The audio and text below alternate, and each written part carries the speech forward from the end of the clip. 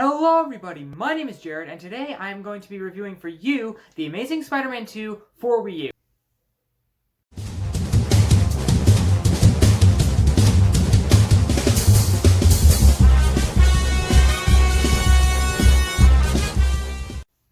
The Amazing Spider-Man 2 for the Wii U was one of the very first Spider-Man games that I ever played, ever. And when it first came out, I actually thought it was a really good game. The graphics were good, the story was good, the voice acting, just amazing. It was so very, very cool. The best game of all time. 10 out of 10, 100 out of 100. It could do no wrong. But then Spider-Man for the PlayStation 4 came out, and we all realized just how bad that this game really was.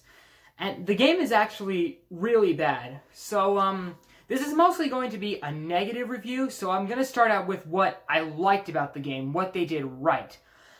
For one thing, there are a lot of Easter eggs in this game. Like J. Jonah Jameson sends you a bunch of messages asking you to take pictures of some things in various different levels. And one of these pictures includes a picture of Mysterio's fishbowl mask thing and his cape.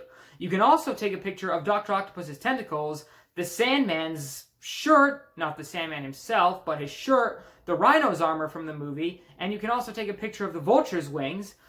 Where's wings? I think that in the museum you could take a picture of Mr. Negative's mask. At least I think it was Mr. Negative's mask. I don't know. It's been a while since I last played this game, so I don't really know for sure. But yeah. And then they put Stan Lee in the game. Stan Lee plays himself in the game, so that's awesome, and he's got a comic shop.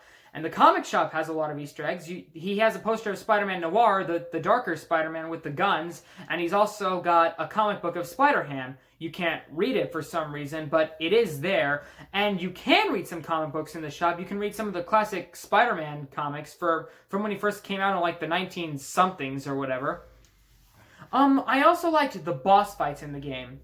The boss fights were probably my favorite part about the whole game because they were really well done. For the Shocker boss, it's cool, and the boss fights are fun. For the Shocker one, you've got him leaping from platform to platform, and if you don't use your web to pull him down in time, he's gonna blast you. For the Black Cat one, you're fighting her in a museum, and she's super fast in this game. She can go from zip.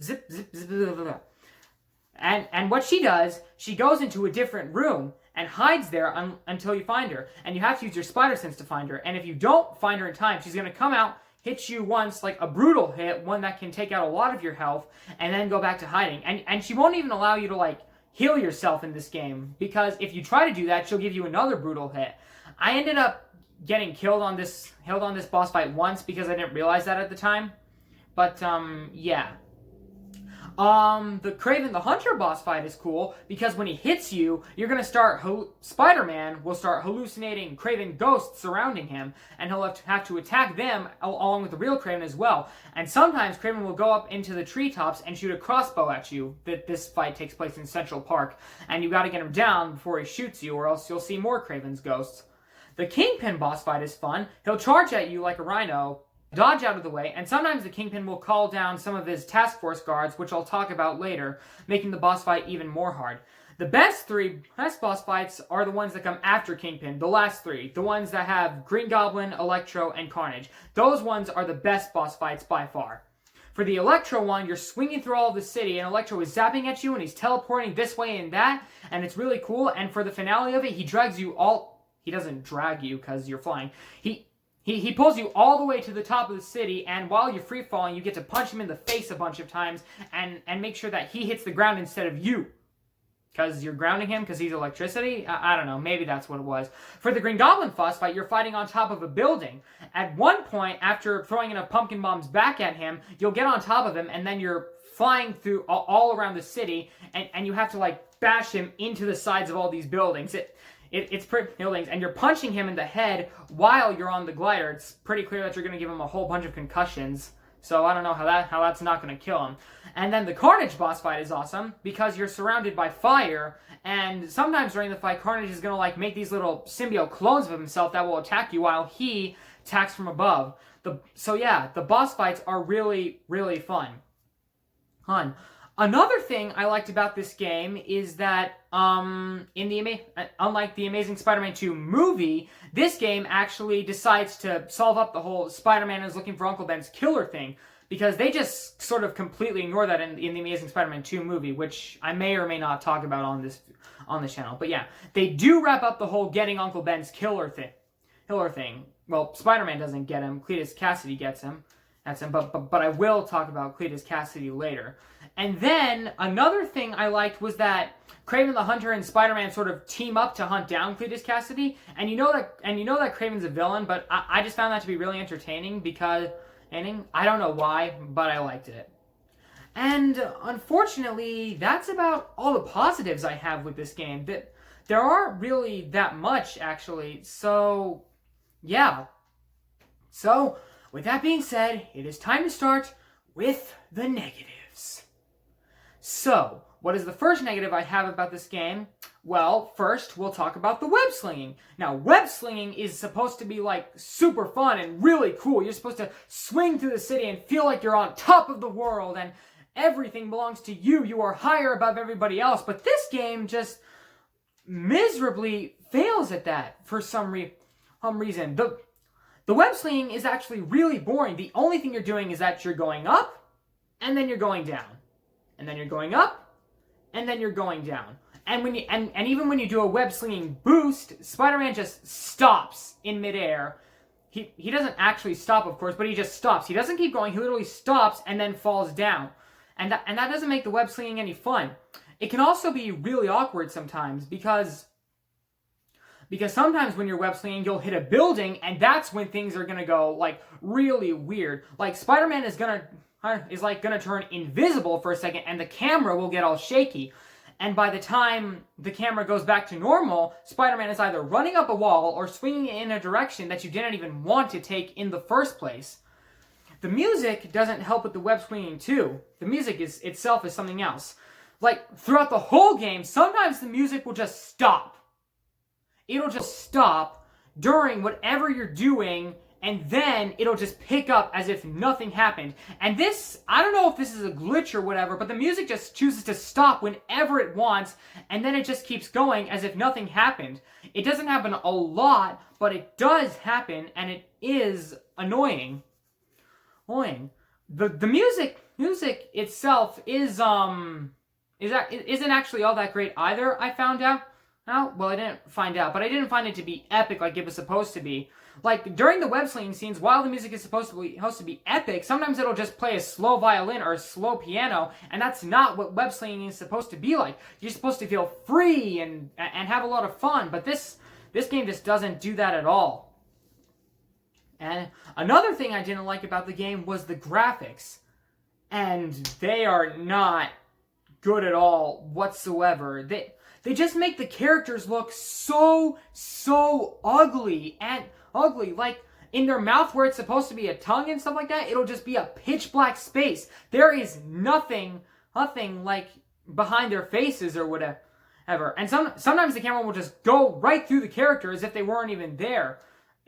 It's a good thing the characters like weren't too detailed, or else we would see their skull and muscles under there, and that would be disturbing. But yeah, the characters look really ugly. The only characters throughout the entire game that I thought had a little bit of detail were Spider-Man, Kraven the Hunter, the Kingpin, Carnage, and Electro. Spider-Man and Carnage looked like they actually had some detail on them. They looked like they were actually worked on. The Kingpin and Kraven, their facial expressions actually change when they talk. And that's another thing in the game. When somebody speaks, they wear the exact same expression for almost the entire time. And this can be a real problem.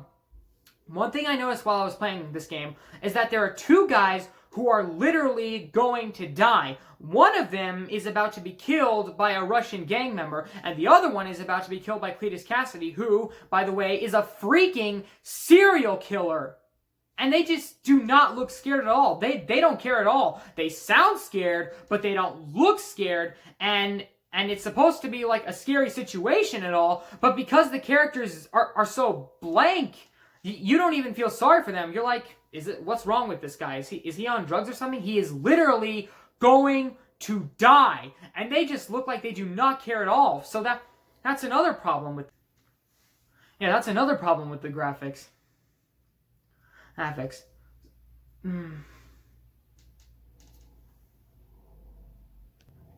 because the graphics are so bad, the city doesn't even look good either. The city is also a story on its own.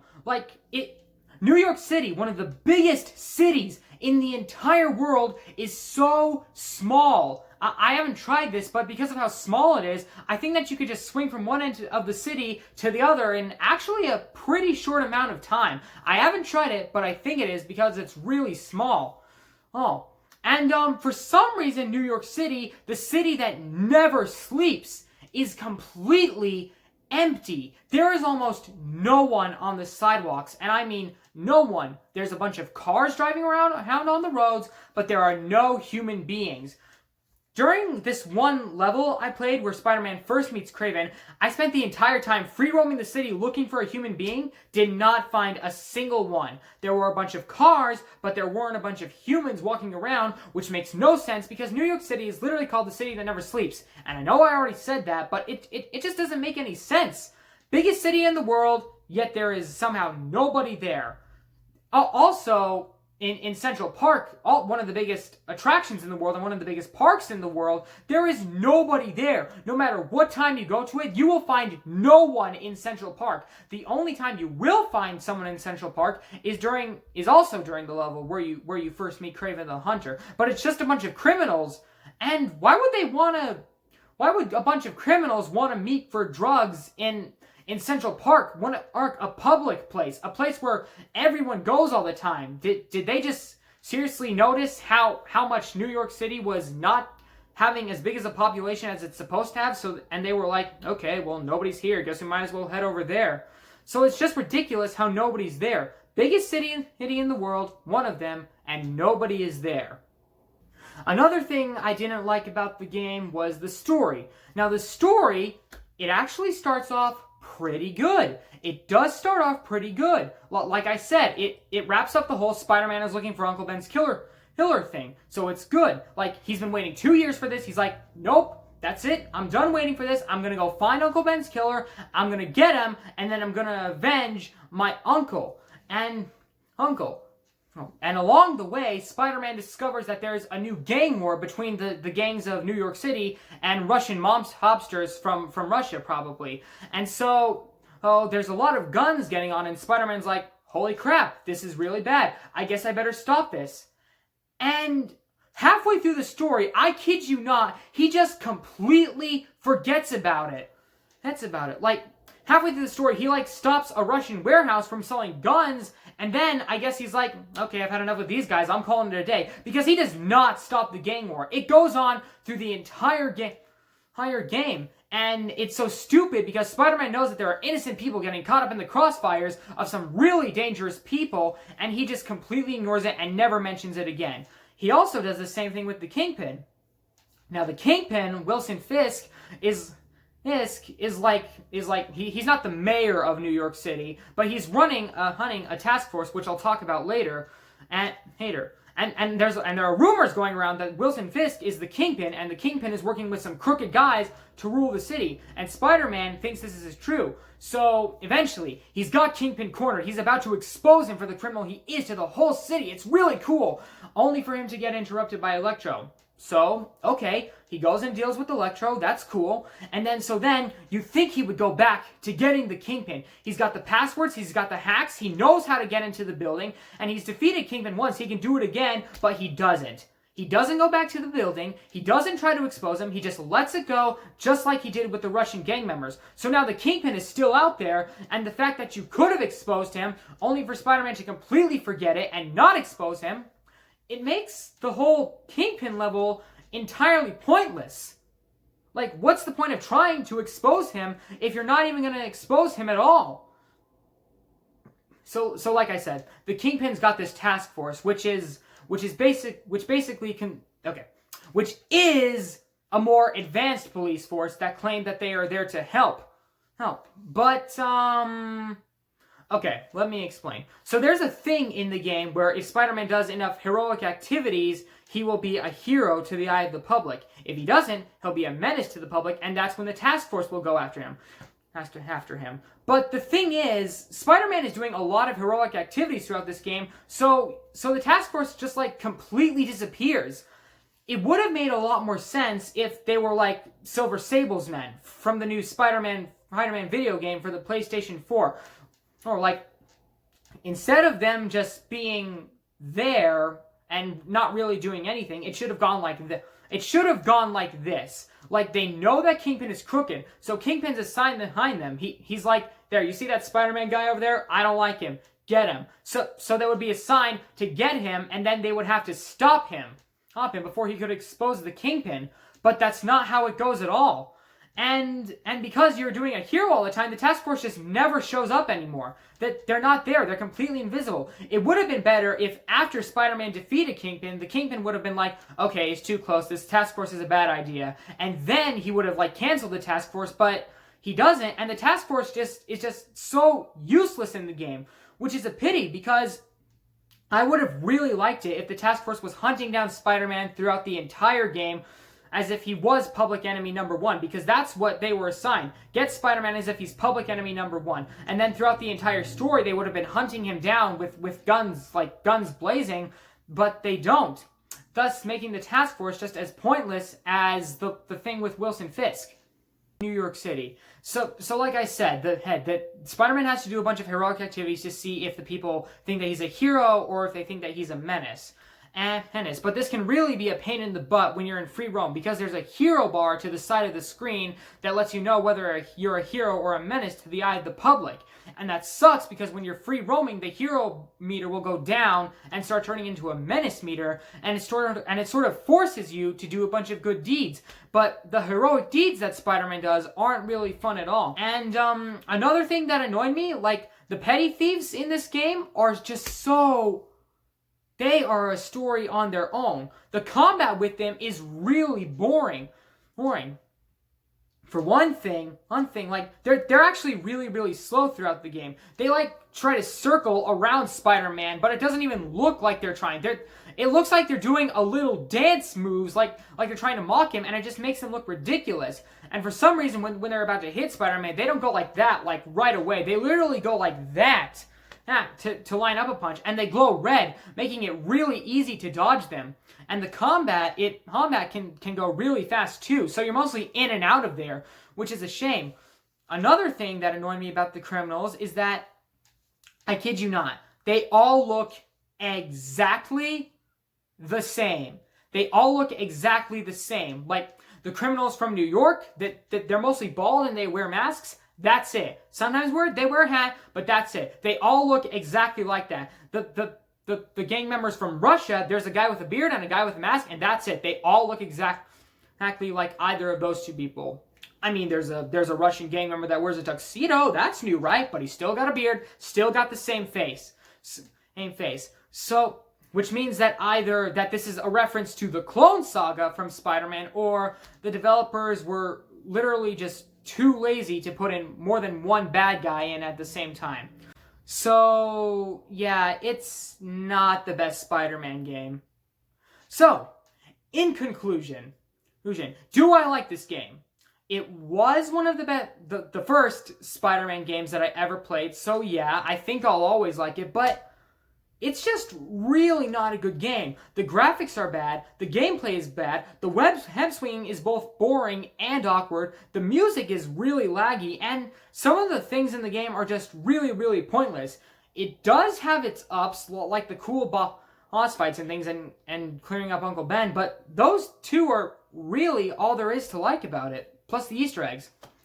So, with that being said, with more bads than goods, I'm going to give this game a 4.9 out of 10.